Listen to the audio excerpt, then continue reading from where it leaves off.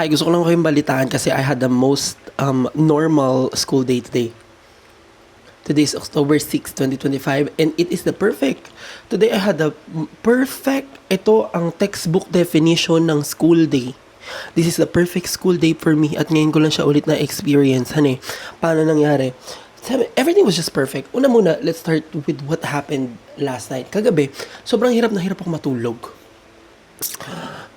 Like for reals, sobrang hirap niya matulog. Tinry niya ng matulog na kahit anong, alam mo, we're being mindful of what we do sa ating brain, di ba? Like recently. So, tinatry ko hindi talaga like, mag-consume ng content, manood ng YouTube, o kaya mag-scroll sa Chic Shock o like sa Instagram. Tinatry niya talaga. So, kagabi, hindi na talaga siya makatulog. So, binaba niya ang mga paraphernalia. Binaba niya. Tapos tinari niya matulog na para bang hindi talaga siya nag-effect. So parang ang hard mag-sleep.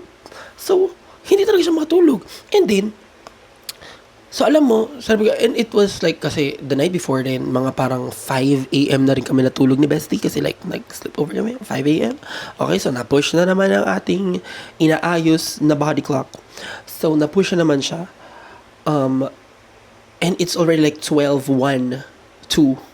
Okay? 1 to 2. Ganyan. So parang need ko na mag-sleep. Kailangan ko nang bawiin to. I mean, mali rin naman ako dun. Kasi, di ba parang nga i-push back yung, like maayos mo ang iyong body clock. Ay like i-push back mo siya ng maliliit like na increments na. So tagwa 1 hour. So natulog ka na 5 today. Tomorrow, try sleeping at 4. The next day, try sleeping at 3. So, hanggang sa maayos na yung body clock mo. Hindi, ate. Natulog ako the night before ng 5. Tinry ko matulog ng 2. Hindi nag-work. So, okay. Sobrang frustrated ko. Hindi ako talaga makatulog. Ang daming umaandar sa utak ko. Like, for reals. Gusto niya mag-choreo. Meron siyang ino-overthink ng mga bagay-bagay. Tapos may iniisip siya sa ganito. Ano, kamusta yung exam niya the next day, which is the day. Sabi ko, no. Okay, tara mag-scroll lang tayo ulit. Thankfully, wow. Sobrang mabuti nag-scroll ako noon. Kagabi was very amazing. Kasi I found a gem. I mean, napapanood ko siya from time to time on YouTube. Ang pangalan niya is Ismatu Gwendolyn. Gwendolyn Ismatu. Very a radical, a revolutionary, very amazing person. Sobrang na-amaze lang ako sa kanyang, sa galing niya sa pananalita, sa galing niya sa pagsusulat. Ang ganda ng utak niya at gusto kong maging katulad niya. Alam mo yon? Sobrang galing, sobrang revolutionaryo ng mga ideya niya, ng mga pananaw niya at mga perspektibo niya sa buhay. Bilang isang babae, I don't know kung ano ang kanyang soji. Pero she is like feminine, female presenting, and siya ay nakabase sa estate. So iba rin naman ang realidad doon, honey. At sobrang ng kapitalismo doon. So iba rin yung pinanggalingan niya. Basically, the video, I'll link it down below. Try siya panoorin ng whole and like digest it really. Kasi sobrang daming gandang sound bites. Ang daming food for thought. At doon ako na habang pinanood ko buo yun. At napanood ko siya ng diretso without like scrolling or like going back sa tab na itatab ko or something or like do different things. Like talagang pinakinggan ko lang talaga siya. And that was one of the best things I did in a while for my brain. Wow. So, sobrang ganda. Panoorin nyo, pakinggan nyo siya. Basically, it's the best thing that I've watched in a long time. The title is How the Strip Club Made Me Bonkers. Tama ba? Sobrang amazing. As in, sobrang wow. Basically, ang pinaka napulot ko doon, which is ina-apply ko na sa buong buhay ko. Like, from last night hanggang ngayon. It's been like 24 hours. Wala pa nga ata. You need to be unhinged. Galing nga sa like, lagi kong, isa sa mga mantra ko talaga sa buhay is FAFO. Fuck around and find out. Yeah. Kasi yun lang naman talaga yun eh. You just really need to fuck around and find out, babes. Yeah. Throw yourself out there. Ibato mo ang sarili mo sa iba't ibang mga karanasan And tingnan natin kung anong kalalabasan mo. Lesson, may natutunan ka, you made friends, na-enhance mo yung skills mo, bumuti kang tao, gumaling ka, nakaapekto ka ng buhay, natalo ka, nanalo ka. Ano pa? Ang dami pa, diba? So, fuck around and find out. Tapos, you need to be a tinge unhinged. Totoo nga, the solulu is being delulu. Like, I bet delulu would be nice, alam mo yun? At it just stuck with me. It just stuck with me from last night. Tas hanggang ngayon. Wow, super nice. Basta panoorin nyo yun. As in, let me know if pinanood nyo siya buo. And then, let me know your thoughts sa comments na to. At, let's talk. Ubo lang ako.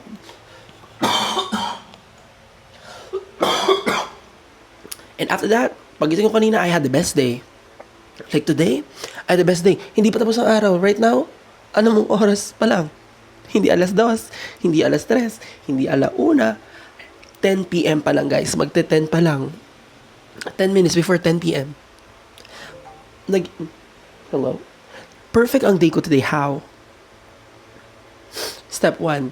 Akala ko medyo trouble lang ako kanina umaga kasi like, late na naman siya natulog, ganyan. Pero hindi over sa late. After ko mapanood yung video kagabi, nakasleep siya kagad nang nakangiti. At naluluha-luha. O baka dahil humihikab na ako. Anyway, basta sobrang saya ko lang talaga kagabi. May na-rewire lang talaga sa brain ko because of that video. Anyway, boom, I woke up. Sakto sa alarm ko, 8:15. May classes at 11 a.m. Nagising ako 8:15. Boom. At ang dapat talagang alarm ko, 8:30. Pero nagising ako 8:15. Pagising ko, ano meron? May pandesal pa. Kasi minsan sobrang late ka nang magising. Wala na pandesal. May pandesal pa. Ano meron? Skippy. Bagong bukas sa Skippy. Kasi naubos na isa. Binuksan ko ng bago. Boom. What did I have? Breakfast before school. 3 piraso, 4 na piraso. Skippy. Peanut butter. Tinapay. Pandesal. Breakfast. Sobrang rare na mag-breakfast ako bago ako pumasok. Boom! What else? May classes at 11. If gusto ko makarating doon ng hindi hassle at hindi gahol, 11, subtract mo ako ng 1 hour and 30 minutes to drive. Kahit na ang drive ko lang is like 1 hour 12, 1 hour 10 minutes, ganyan. Like ko 1 hour 30. Boom! Lagi kong iniisip yon pero never akong tumama sa pag-exit sa bahay o like sa pagsisimula sa pagdadrive. Lagi like late o like saktong 1 hour na lang or less bago makarating sa school. And then gahol ako mag-drive. Sobrang bilis ko mag-drive. Hindi naman sobrang bilis. Pero nagmamadali ako mag-drive kasi gusto ko makarating agad sa parking. Baka sa parking, wala pang pwesto. Tapos, tatakbo pa ako sa campus kung saan man yung campus ko. Doon ba ako sa kabila o dito ba ako? Hanapin ko pa. Pawis na ako. Ang init. Baka umuulan pa. I don't know. That's basically my day-to-day. Most of the time. Pero today is a different day. Baby.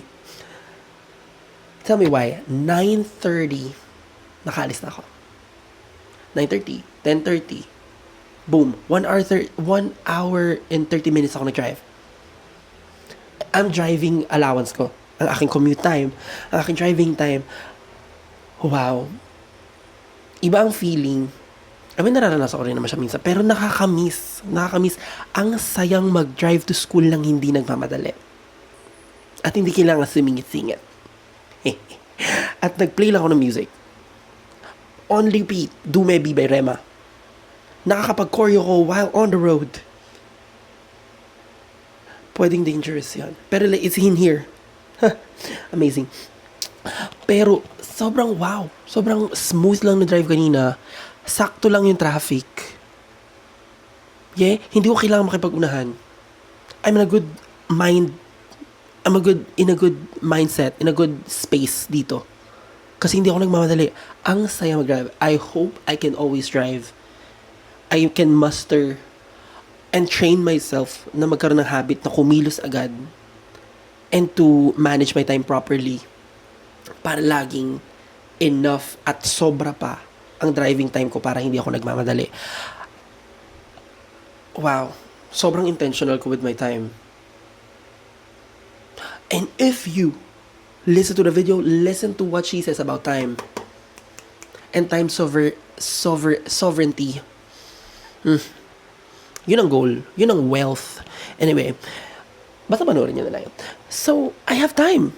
Wow, I have time. Di ako nagmamadali kanina. Wow, a smooth drive. Boom, when I come to the parking, bam, my slot. Period. So, okay, pay, ate, I'm in a good mood. Okay, hello, parking po ako. Bam, park. Bam. Pagdating sa parking, no rush. Baby, not like any other day, not like other days. No rush. No rush. Kaya ko pang buksan yung aking underseat compartment, dahan-dahan ilagay doon yung helmet ko, boom, kunin yung bag kong nakasabit, bam, mag-retouch pa doon sa parking nang hindi nagmamadali kasi medyo mahangin na rin doon. Kanina umaga, so parang it's perfect. Okay, suklay tayo konti ganyan, pabango, bam, bam, bam, bam. Konting lip serum, bam, boom, boom, boom. Fresh. And mind you, ate, bago ako umalis ng bahay, 1 hour 30 minutes ako nag-drive, right? Or like my driving time ko. In that time, nakapaglagay pa ako ng blush. At nandiyan pa rin siya. Nandiyan pa rin siya. Look at me. Look at me. Look at me. Nandiyan pa rin siya, guys. Thank you to my setting spray. Period. At sa blush ko. Anyway, sobrang fun, ang daming time, sobrang saya na maraming time. Tapos, dumating na ako doon, boom, touch up, hindi naman touch up, punas, bam, suklay, boom, fresh. Fresh papasok na first class. First class, ang lamig. Also be mindful, no phones. No, iPad ko, dala ko, bam, listen to the whole lecture. What is with me today? Anong meron? Is it because of the video na pinanood ko kagabi? Sobrang ganda lang talaga na rewire ang utak ko. Wow. Nakinig ako sa lesson buong time. And actually like, proactively, nilalabanan yung urge ko na kunin yung phone ko and like, mag-phone. Or like, kunin yung iPad ko and do something else. And multitask. Tangent. Try not to multitask. Multitasking is a skill. Hindi pa luto yung idea ko dito, like, thought ko dito. Pero like, multitasking is fun and all. And it is great, okay. Pero try not to do it. Try to be intentional with what you're doing. Like, focus on one thing.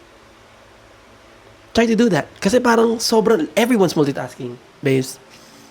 Lahat, so, tatlo ang ginagawa sa, nagluluto ng noodles, nagpapakulo ng noodles, nagtitimpla ng inumin, tas nakikinig ng YouTube. Give love and attention to one. Try natin yon. Try mo. I think magigets ba rin ako dyan. So, ayan. Tinatry ko pa rin siya. Pero, so fun. As in, like, nakinig lang ako buong lecture. Nakinig ako. So nice. Sobrang nice. Wow. After the first class, bagal ko. Ang bagal ko. I'm just taking my time. I'm taking my time, babes. 1 hour before the next class, boom, hindi ako kumain. Bakit? Hindi pa ako gutom. Period. Kasi nag-breakfast ako. Wow. So, hindi dodoble yung gastos ko sa pagkain ng lunch. Yan eh. Okay. So, boom, the next class, 1 hour after, konting hangout with my AUDC friends. Boom, lahat. Ganyan, nasa quad sila. Okay. Class ko na. Bam! Nanalo sa pa-quiz ni sir. Like group activity. Yung group namin nanalo. Wow. I mean, hindi naman yun because of the video. Pero like, sobrang nice lang na experience. Natuto kami at parang nagpa-pop quiz si sir about like pop culture. Tapos nanalo yung group namin. Tatanggalin natin ang notification kasi hindi tayo madi-distract. So, no to phones. Okay, so one more class. Sobrang focus, sobrang attentive, sobrang nice ang experience, sobrang ganda. Bam. After nun, dumiretso kay sir. 2 classes down, sumama kay sir kasi kailangan ko mag-take ng exam, ng special exam because absent ako, nag-Monsters of Afro ako or like nag-Afro Jam ako during our exam day sa subject na yon. So sumunod sa office, department ni sir Parungaw, sa department, nag-take ng exam. And I think I did kind of well, kind of good. Hindi ko na punan yung like buong back-to-back ng yellow pad. Pero like my thoughts are there. Like gumagana siya. Medyo nakulangan lang ako sa time kasi medyo nag-take time ulit ako sa pag-organize ng thoughts ko. May notebook ako doon. Boom. Mind map. Okay, this one, ganyan, ganyan, ganyan. Sobrang kalat. Lahat ng thoughts ko nilagay ko doon, and then saka ko lang na narrow down na, ito gusto ko isama ko to sa paper ko, tas itong point na to, ito. The mind is working, babes. Wow. Wow. Nagkulang nga lang ako sa time kasi I was taking my time ng konti. Yeah. Pero like, accomplish. Oh, nakasagot ng exam. Two classes down, one exam down. Boom. Next class. Nakatambay pa ng konti before this kasi this is 4 to 5 p.m.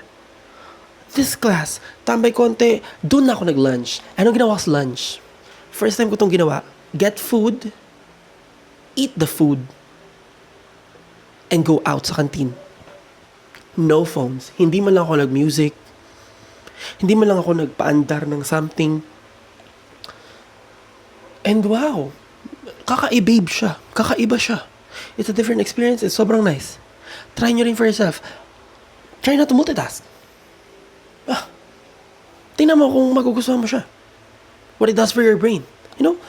So, boom, sobrang bilis. Nakatapos ng kain, boom, nakalabas, nakahangout ulit with some of my friends na nandun pa rin sa quad, sa UDC. And then went to my last class, 4 to 5 p.m. An amazing class again. Theology. Nakinig sa teacher, no phones again. Andiyan lang yung iPad ko. Bam. Boom. Focus. Sobrang nice. Na-retain ko lahat.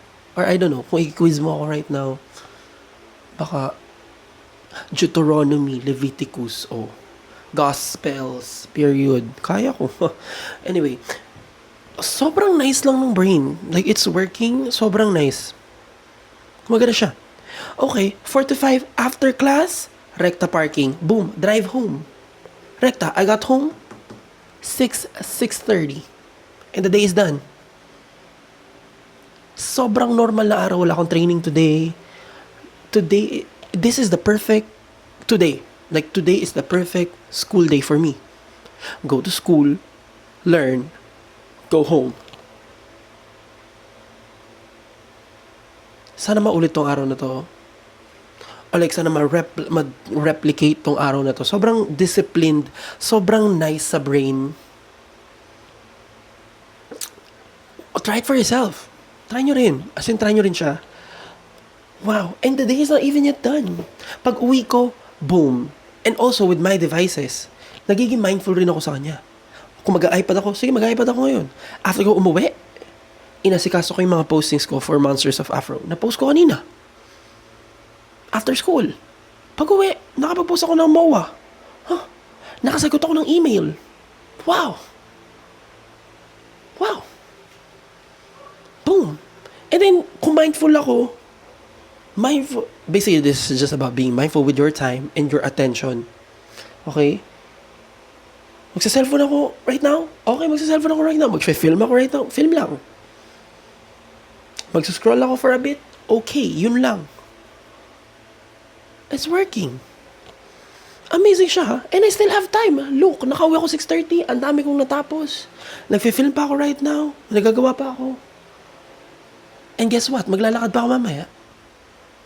Wow. Sobrang nice. And by then, saka ako siguro makakapag-choreo. Kasi like, listen to Do My Be more times. Kasi parang isip na ako ng combo. Gusto may tatamaan ako musicality. Bang! Wow. The brain is working. And going back to the video ulit to finish this, siguro, time sovereignty, what a concept.